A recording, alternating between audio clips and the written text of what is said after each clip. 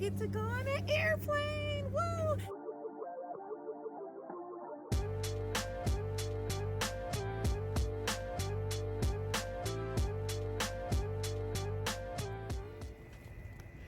I'm finally checking something off of my bucket list today. I'm going on a seaplane and we are heading to Lake Clark National Park where I got the chance to see bears. I'm so excited, y'all. Y'all just do not understand. This is something I've wanted to do since I was a kid. So this experience is something that was booked through Salmon Tours, and they use Russ Flying Service as their operator. I can admit that I was actually a little bit nervous about flying on a seaplane for the first time.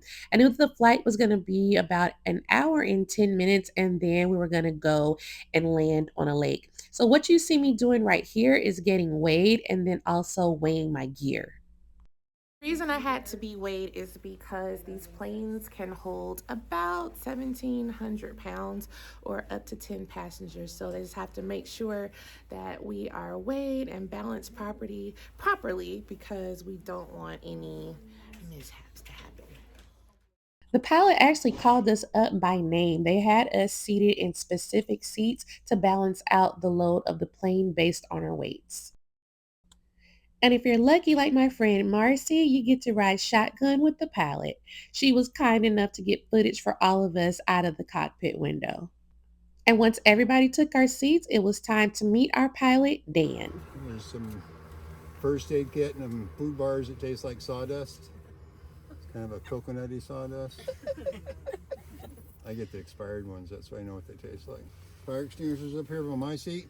No smoking or I'll use it. There's cards in the seat pockets, explain about the aircraft.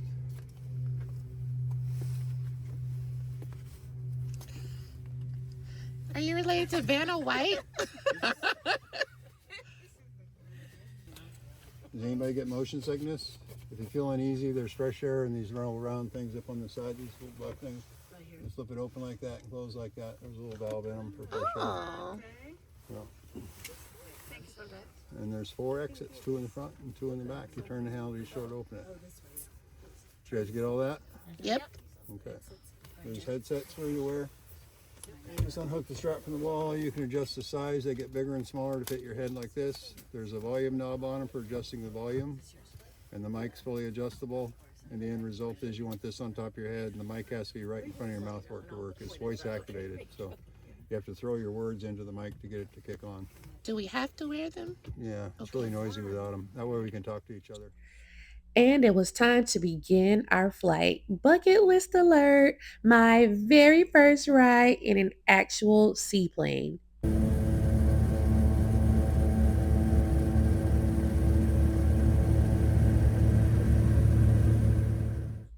And as we got away from Anchorage, you could see Dena'ina off in the distance, and then we flew over all of these beautiful golden forests. Dan was giving us fun facts along the way. And here's some of that awesome cockpit footage courtesy of Marcy. You can see those propellers spinning. It's a little freaky, to be honest. But my favorite part was flying over the different volcanoes and glaciers, the glacier fed rivers, waterfalls. These views were magical. We were all using our mic and talking back and forth with Dan. I felt like I was one of those Top Gun pilots. A few of the people on the tour were starting to feel a little bit queasy because as we got between these mountains, it definitely got way more bumpy than we bargained for. But soon after, we could see the beautiful glacier fed Crescent Lake, and that's where we will be landing. And as we were about to descend, we got our glimpse of our first bear of the day. Oh, wow! I'm so excited.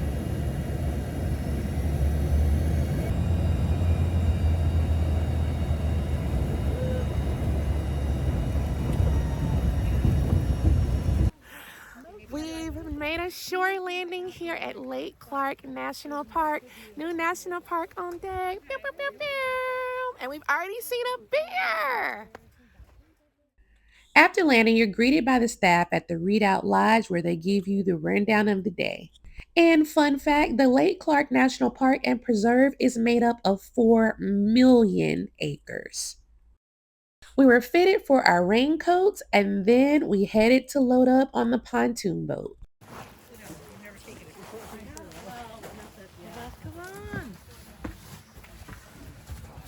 Having already seen one bear as we were landing, I cannot tell you how geeked I was. I wasn't even thinking about how cold it was.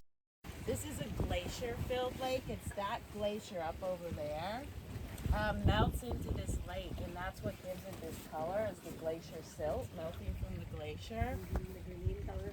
Yeah, and in the winter, once it gets cold and the glacier freezes back up, the lake's actually completely clear once there's. And shortly after we were underway, we did get a glimpse of a bear, but he was a little too far away. And by the time we got to the shore, he had disappeared into the brush. But soon after, we were treated to what looked to be like a flock of trumpet swans.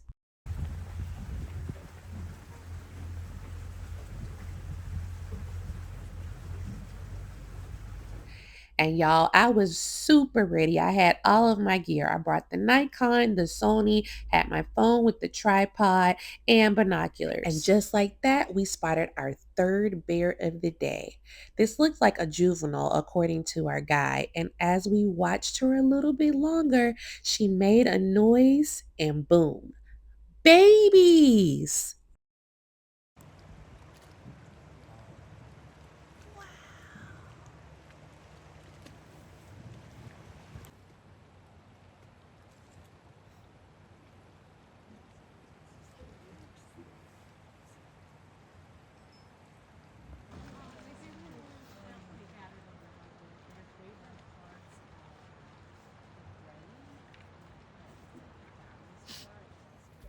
This is amazing. I've wanted to see this since I was a kid.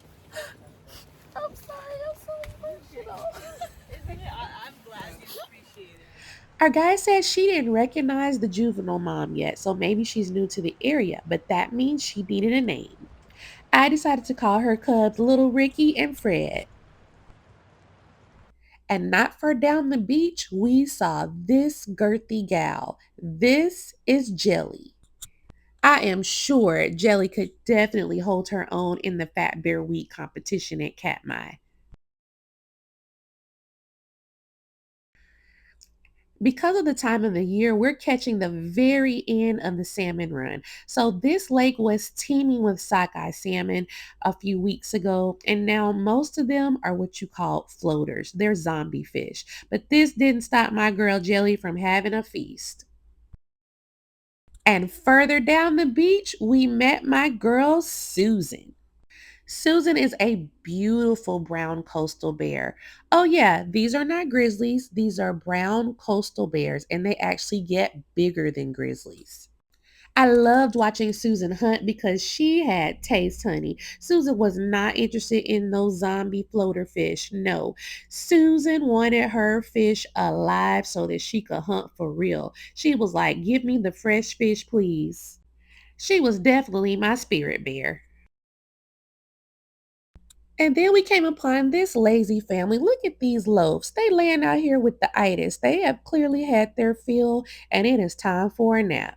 So we've had a full first half of the day. We've seen 9 bears, y'all. And now we're heading for lunch. The kitchen cabin is so cute and cozy. They had the fire burning. It was nice and toasty in here. We were all warming our hands up. And they even had fresh hot chocolate waiting ready for us.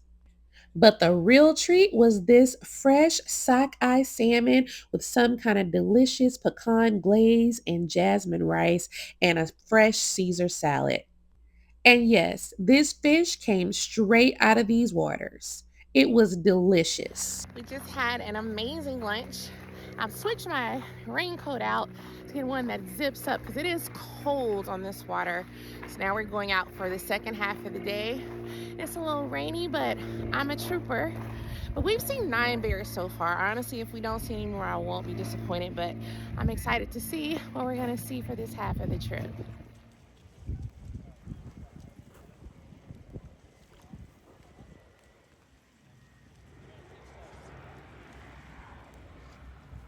As you can see, the weather has turned, and so the pilots are not liking the way that it's looking.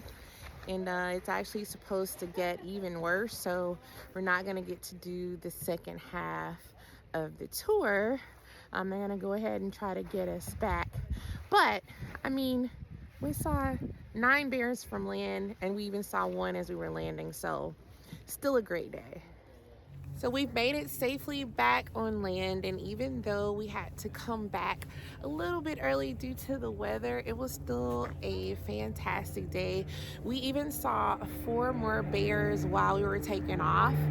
So thank you to Rust Flying Service. It was amazing. Let me tell y'all the truth. This ride is not for the faint of heart. We had a lot of dips.